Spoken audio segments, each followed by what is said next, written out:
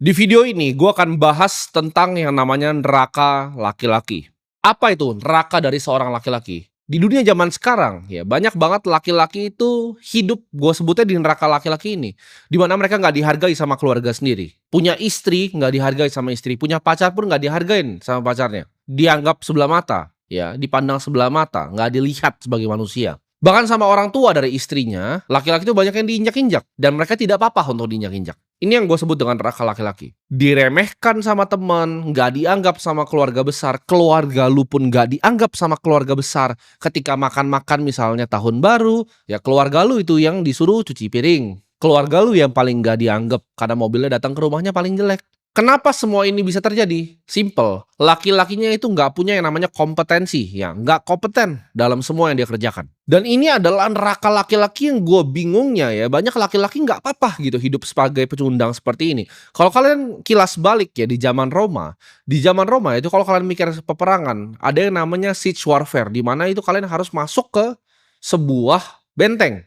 Kalian mau serang sebuah kastil, itu ada bentengnya, lo harus naik, ya. Gimana cara naiknya? Ya pakai tangga zaman itu. Nah lu akan pikir sekarang pecundang-pecundang seperti lu, kok ada yang mau ya yang naik pertama? Itu kan yang lu pikirin kan? Karena yang naik pertama itu kemungkinan matinya itu besar sekali. Nyatanya pasukan Roma itu rebutan justru untuk yang naik pertama. Kenapa? Karena kalau lu naik pertama dan lu berhasil untuk menaklukkan kastilnya, lu akan mendapatkan kebanggaan khusus. Disebutnya pada zaman itu Roman Triumph ya. Jadi lu akan dapat gitu loh. Lu dapat honor gitu, kebanggaan terhadap diri lu sendiri, dapat pride gitu. Laki-laki zaman sekarang nggak ada dia begitunya. Ya, kalau ketika perang suruh naikin tangga dia kabur duluan, dia nggak berani. Jadi yang kemungkinan kepalanya ditebas pertama. Kalian bayangin dalam beberapa ribu tahun ya, cepat sekali berubahnya dari laki-laki yang seperti itu ke laki-laki yang seperti sekarang. Lu kalau nggak bisa nyelesain ya masalah yang ada di hidup lu hari ini, lu nggak akan dikasih kesempatan itu untuk punya masalah besok. Dan kalian yang mungkin duduk di sini ngerasa gue nggak pengen ada masalah di hidup gue. Itu laki-laki pecundang. Gue kasih tahu kalian di sini ya. Untuk sebagian besar dari laki-laki, hidup itu isinya hanya masalah ya. Masalah, peperangan itu setiap hari. Dan masalah itu nggak akan pernah henti ya. Itu ibarat setiap hari ada tantangan baru di hidup, ada masalah baru, ada kesulitan baru. Itu harus lu telan sebagai bagian dari hidup. Hidup ya selama 80 tahun nanti mungkin kalian hidup, kalau dikasih 80 tahun sama yang di atas, itu adalah peperangan tanpa henti. Setiap hari itu adalah peperangan. Untuk orang-orang seperti gua, setiap hari itu seperti gua datang untuk berperang. Ketika bahkan lu mungkin bingung apa maksudnya gua peperangan. Di saat titik sudah sangat cukup ya, berkecukupan seperti gua, hal terbaik yang gue bisa lakukan sekarang adalah bersiap untuk perang. Nah kalian mungkin bingung, karena mama gue juga bingung. Dia bingung, kalau lu udah punya semua duitnya, kalau lu gak bisa santai-santai aja? Enggak. Justru ketika gue dapat duit yang sangat banyak, di situ gue takut. Karena dengan duit yang sangat banyak, ada sangat banyak orang yang mau ngambil itu dari gue. Dunia ini hutan rimba, kompetisi, peperangan. Jadi setiap kali gue dapat banyak, gue tahu ini akan ada masalah yang datang, dan gue persiapkan diri gue untuk masalah yang akan datang. Dan gue gak kaget ketika masalah itu datang. Matahari itu akan terbit, dan matahari juga akan tenggelam. Suatu saat lu bisa senang-senang, besoknya lu bisa kena masalah yang luar biasa berat.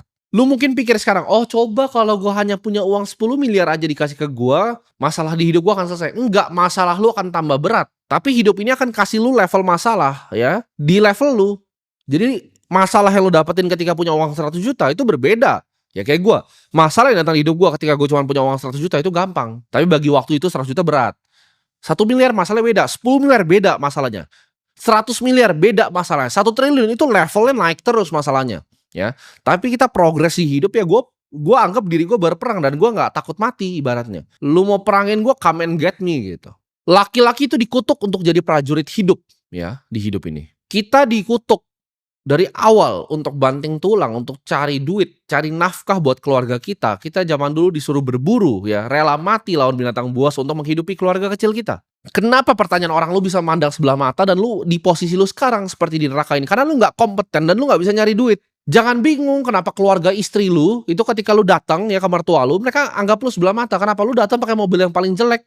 Atau kalau datang pakai motor gitu. Ya gimana nggak dipandang sebelah mata? Istri lu mau beli tas kagak bisa, rumah lu masih nyicil, ya istri lu mau interior rumah lu nggak mampu. Dia mau makan apa lu nggak bisa kasih. Terus lu bingung kenapa dia selingkuhin lu, tinggalin lu ke cowok yang lebih kaya. Karena lu nggak kompeten bos, lu pecundang. Lu sebagai laki-laki hidup itu udah gagal, udah masuk di yang gue sebut namanya neraka laki-laki ini. Gimana cara lu keluar? Ya jadi orang kaya. Sederhana ya.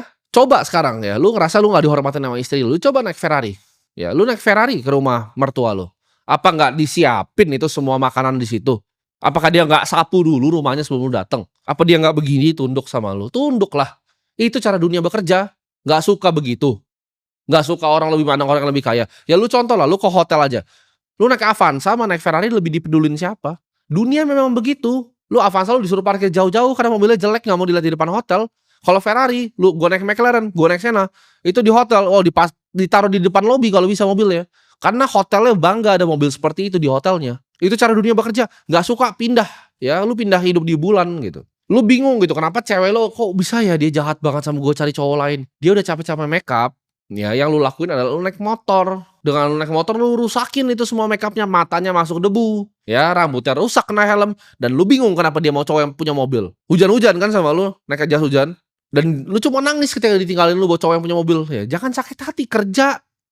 Ya, kerja. Kalian mungkin bingung kenapa ya pacar gue selalu berantemin gue. Di hidup gue ya, selama gue punya pacar jarang sekali gue berantem. Jarang banget ada yang mau berantemin gue gitu. Karena gue kompeten. Jarang sekali gitu berantem karena mau makan di mana. Enggak, mereka semua yang ikut gue mau makan di mana. Karena mereka tahu gue akan kasih makanan yang terbaik. Lu nggak usah mikir lah, nggak usah pasang otak lu. Lu jadi princess aja duduk di mobil gue. Udah gue bawa lu gitu, selesai. Jadi nggak pernah ada berantemnya. Soal hal-hal kecil tuh nggak ada berantemnya. Lu ngikut gue, lu nggak mau makan tempat gue ya lu makan sendiri di rumah, selesai. Lu nggak mau gue cari orang lain, sederhana. Gampang sekali gitu.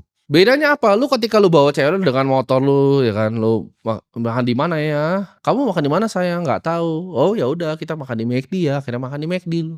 Kalau gua udah siap semua gitu. Chef omakase-nya tahu gua siapa, security di depannya tahu gua siapa, parkiran gua pun ada parkiran gua sendiri di situ. Ya. Kenapa? Money talks gitu. Lu akan masuk ke neraka laki-laki kalau cuma jadi pecundang di hidup lu. Ya orang tua lu aja mungkin nggak bangga sama lu cuma jongkok di depan rumah pakai wifi tetangga main game. Di sini gue bilang ya, lu stop cari pembenaran gitu. Stop cari validasi sana sini lewat konten TikTok cowok-cowok miskin gitu. Oh split bill lo begini. Terus gue liat komennya, oh ada yang lumrah lo di luar negeri. Nggak tahu ya Indonesia kenapa cewek standar TikTok. Memang sudah berubah zamannya. Lo kalau nggak mau cewek ekspektasi cowoknya kaya, lu jangan tinggal di planet bumi.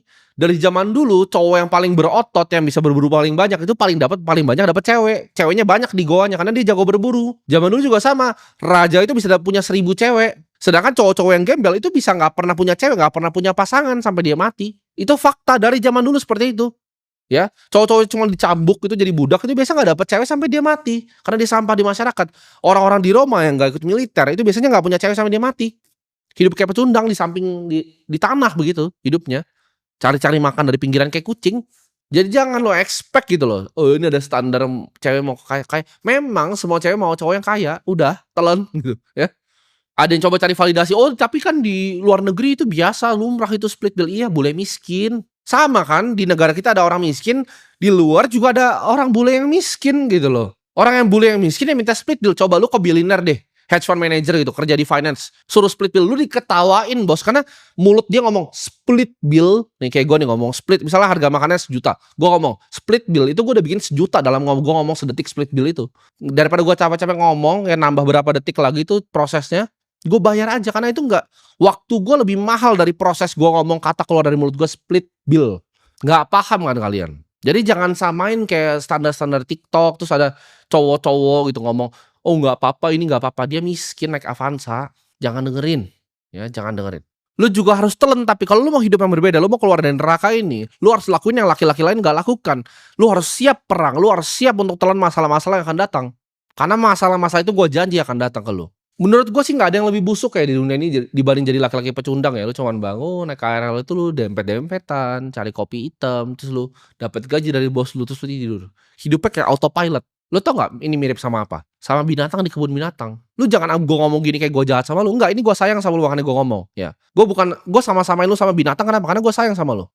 Mirip, ya. Gue bilang tadi, lu bangun autopilot ke KRL, dempet-dempetan, minum kopi, ya. Makan roti ke kantor, dapat gaji pulang. Ulang lagi besok, ulang lagi besok, ulang lagi besok. Emang gak ada masalahnya bener hidupnya, tapi itu hidup paling sampah menurut gue. Hidup paling sampah adalah hidup yang rata, gak ada kegembiraan di hidup lu, gak ada rasanya. Bahkan ya, gue di saat ada masalah itu di saat gue ngerasa bener-bener gue hidup gitu loh. Lagi perang nih seru nih menurut gue. Kalau hidup lu rata flat aja itu bagus gak usah hidup gitu. Lu jangan jadi kayak singa di kebun binatang. Nah singa di kebun binatang kenapa? Gak usah berburu ya. Makanan ada jamnya dikasih secukupnya makanannya. Kerjanya cuma tidur, insting berburunya hilang, insting predator hilang. kill or be killed instingnya tuh hilang gitu loh. Yang dia harus kabur dari poachers yang bawa senjata tuh hilang, instingnya hilang gitu. Makanya singa-singa di kebun binatang itu lebih cepat mati dibanding singa-singa di alam. Karena instingnya dibunuh. Lu mungkin juga akan lebih cepat mati dibanding orang yang hidup gitu loh. Lu tuh nggak hidup, lu di neraka ini kayak di kebun binatang gitu loh. Dikandangin gitu, naik KRL, dempet-dempetan. Lu kayak singa yang nggak tahu kapan menghindar dari bahaya. Ini bahaya nggak sebenarnya? Makanya gimana cara carinya? Oh, dikasih gitu, dikasih. Suapin. Tapi secukupnya.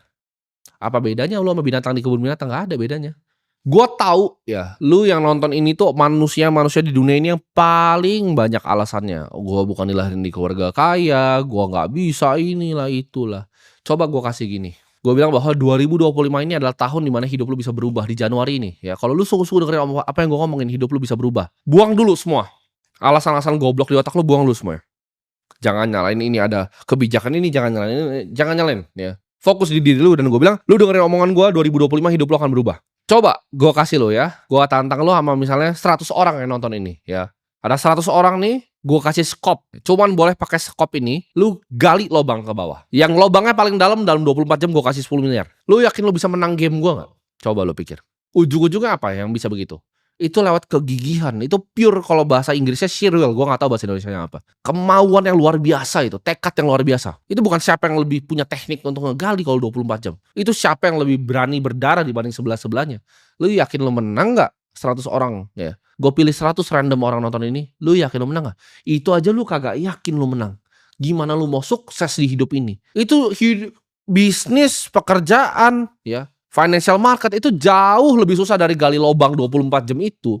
Lu gimana mau sukses? Nggak bisa jawabannya. Lu aja nggak pede dengan begitu. Kalau gue bilang sekarang, 2025 lu pas sukses, tapi kompetisinya ratusan ribu orang yang nonton ini. Sama persis kayak gali lobang itu. Lu mau do whatever it takes nggak untuk keluar dari neraka itu? Karena semua lu itu di neraka yang tadi, yang dipandang rendah oleh orang tua lu sendiri, oleh mertua lu, oleh istri lu. Nanti anak lu bahkan nggak bangga punya bapak kayak lu. Bayangin coba hidup kayak gitu. Apa lebih baik mati aja? Gue yakin pecundang-pecundang sini lu bawa pacar lu ya ke pinggir gang, itu dia ditodong gitu kan. Lu bahkan gak berani berantem, lu gak berani korbanin nyawa lu untuk pacar lu sendiri. Ya gimana dia gak tinggalin lu? Itu cowok-cowok zaman sekarang. Ada begal nih, bawa parang, lu gak berani mati demi pacar lu. Lu lari. Itu pecundang. Lu baru sakit dikit aja gak mau kerja. Ibarat nih besok nih gue mau suruh lari maraton, lu bilang batuk pilek. Gak bisa begitu ya. Pekerjaan tuh sama, lobangnya sama, dia nggak tunggu lu untuk istirahat dulu. Ada yang gali terus gitu 24 jam, kalah lu. Gue gali terus 36 jam sampai tangan gue berdarah semua tuh kalau gue disuruh. Lu mikir gak sih di universe yang luas ini ya, alam semesta yang sangat luas ini, ever expanding. Seberapa hoki lu untuk bisa bernafas di sini, lahir sebagai manusia, dan itu lu sia-siain sekali kesempatan lu hidup untuk alasan-alasan lu, nanti aja lah, jangan pikirin yang duniawi. Ya itu lu aja gitu. Tapi hidup mah di bawah santai aja, lu egois ya. Keluarga lu tuh makan masih susah, biayain dulu mereka, biayain orang sekitar lu ya. Berbagi ke sesama. Udah, ngapain kaya-kaya kayak lu? Karena dengan kaya kayak gue bisa bangun untuk sekolah anak berkebutuhan khusus, gue bisa bangun sekolah di NTT. Ini gue mau bangun lagi bulan depan sekolah. Lu bisa nggak begitu? Gue dalam hidup gue bangun ribuan sekolah. Karena gue percaya edukasi itu tuh bisa ngekemplang otak-otak bodoh kayak lu semua di sini. Kalau dengan edukasi yang bener, gue yakin negara ini berubah. Kalau gue dikasih kesempatan untuk berubah, gue rubah gitu loh. Kenapa gue masih bikin video kayak gini? Karena gue mau rubah pikiran lu. Jangan sampai itu mimpi buruk gue itu. Anaknya malu sama bapaknya sendiri. Pulang sekolah anaknya temennya mau main, dibilang jangan main di rumahku. Kenapa? Karena rumahnya jelek. Karena malu sama rumah yang dibeli sama bapaknya. Gue gak mau punya kehidupan seperti itu. Seberapa egois diri lu untuk anak lu. Gak bisa kasih yang terbaik untuk anak lu. Gak bisa kasih yang terbaik untuk istri lu. Gak bisa kasih yang terbaik untuk pacar lu. Gak bisa kasih yang terbaik untuk nyokap lu. Gak bisa umrohin orang tua lu. Lu egois kan kalau gak mau jadi kaya?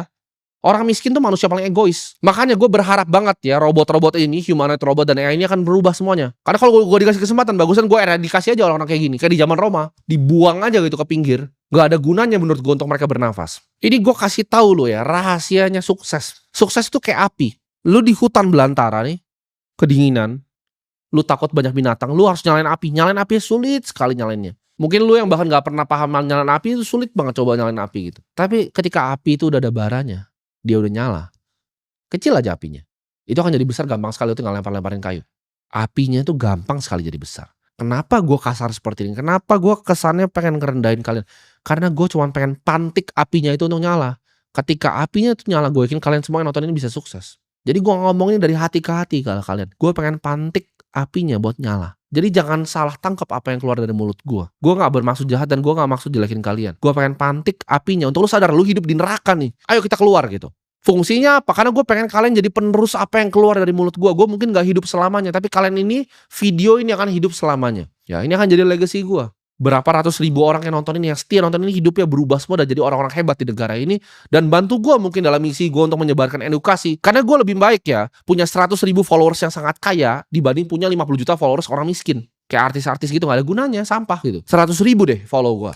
Tapi kalian semua punya uang gitu, kalian semua punya influence, kalian semua punya power di negara ini. Itu kita bisa do something gitu, kita bisa rubah sedikit gitu loh. Cuman itu yang gue pengen. Jadi kalau kalian tanya apa agenda gue, itu agenda gue. Gue pengen kalian semua sukses, karena gue pengen 100 ribu orang yang ngikutin gue tuh jadi pendekar, jadi prajurit. Gue mendingan 300 prajurit yang ngikutin gue dibanding 1 juta orang sampah yang pecundang. Jadi gue gak mau ada pecundang sini. Lu gak senang dengan apa yang gue ngomong, lu blok channel gue. Gue gak butuh ada lu ya. Gue gak butuh duit dari sini. Gue gak pernah ada endorse dari sini. Gue bukan influencer. Gue udah pengusaha yang sangat sukses. Outlet gue 52 ya, klub paling besar di Asia, beach club paling besar di dunia. Gue gak butuh uang lu di sini. Jadi gue pengen kalian adalah telan. Gue pengen pantik api di kalian buat kalian bisa jadi sukses.